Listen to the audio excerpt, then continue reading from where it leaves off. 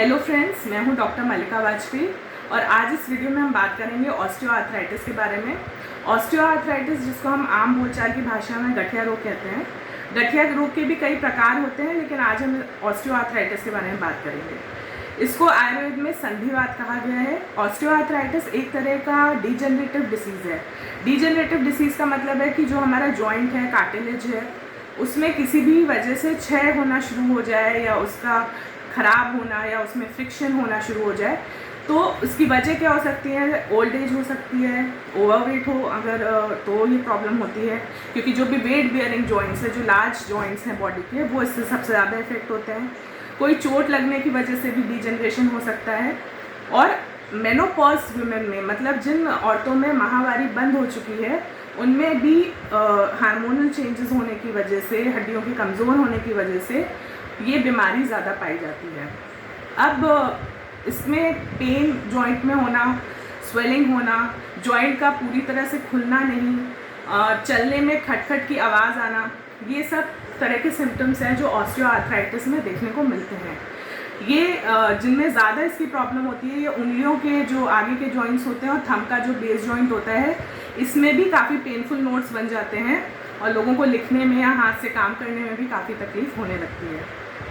इसके ट्रीटमेंट में pain killers हैं, स्टेरॉइड्स हैं, और जो जॉइंट सपोर्टिव बैंडेजेस वगैरह हैं, स्ट्रेंथनिंग एक्सरसाइजेज हैं जो जॉइंट को मजबूत करें, ऐसे व्यायाम। और अगर नहीं ये सब काम करता है तो नी रिप्लेसमेंट सर्जरी है जो सजेस्ट की जाती है।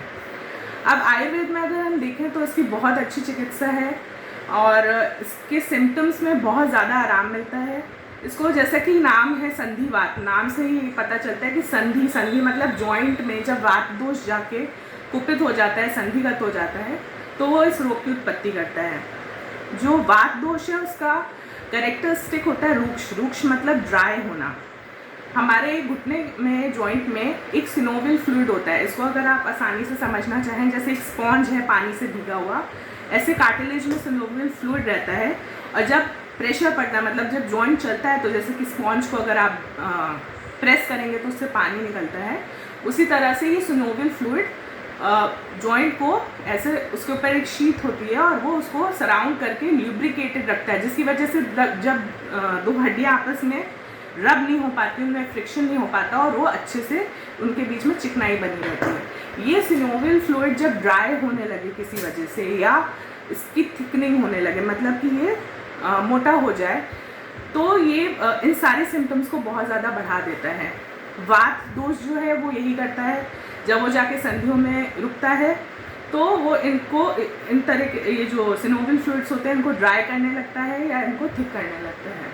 इसलिए इसकी चिकित्सा में स्निग्धता, मतलब जिससे कि चिकनाहट बढ़े, जिससे कि नरिशमेंट बढ़े उस जॉइंट का, ऐसे बहुत सारी थेरेपी हैं आयुर्वेद में जो इन ऑस्टियोआर्थराइटिस के सिम्टम्स को बहुत हद तक कम करती हैं। और इस डिसीज़ को, देखिए, ट्रीटमेंट इसका एकदम एग्जैक्ट नहीं है कि ये जड़ से ख़त्म हो जाएगा, बट इसका मैनेजमेंट बहुत अच्छा आयुर्वेद के द्वारा किया जा सकता है। इसमें पंचकर्म में जानुबस्ती, स्नेहन, स्वेदन बहुत अच्छा रिजल्ट देते हैं। आप अगर आपके घर के आसपास या कहीं पे हैं जहाँ पे आप पंचकर्म करा सकते हैं, तो आप करा के देखिए, आपको सिम्टम आपके बहुत ज़्यादा कम हो जाएंगे, आपको आराम मिलेगा। औषधियों में, इसमें आहार विहार में क्या ध्यान रखना है कि ठंडा भोजन, बासी भोजन, रूक्षित भोजन, इसको आपको अवॉइड करना है।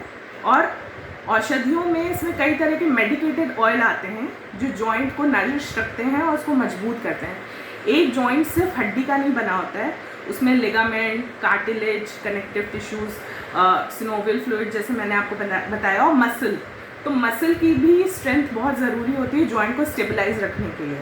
तो महामाश ऑयल है,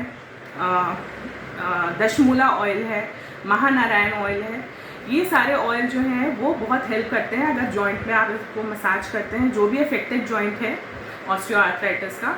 उसके बाद इसमें स्वेदन क्रिया, स्वेदन मतलब सिकाई होती है, मेडिकेटेड काढ़ा होता है, औषध से युक्त काढ़ा होता है, उसके द्वारा इसकी सिकाई की जाती है।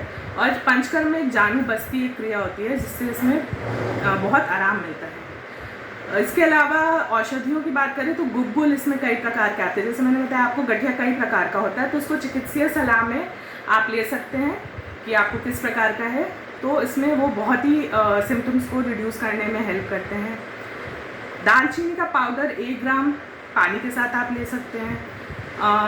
बबूल चूर्ण आता है, वो 3 से 5 ग्राम पानी के साथ अगर आप लेते हैं तो इसमें संधिवात में बहुत फ़ायदा करता है। अजमोदादी चूर्ण आता है, इसको भी आप 3 से 5 ग्राम पानी के साथ दोनों टाइम लें अगर, तो ये भी संधिवात के सिम्टम्स को काफ़ी हद तक कंट्रोल करता है। इसमें घृत मतलब घी का भी उपयोग बताया गया, जैसे पंचतिक्त घृत आता है या सिंपल गाय का घी अगर आपको शुद्ध मिल जाता है तो खाली पेट 1 चम्मच गर्म दूध के साथ सुबह लेने से फ़ायदा करता है।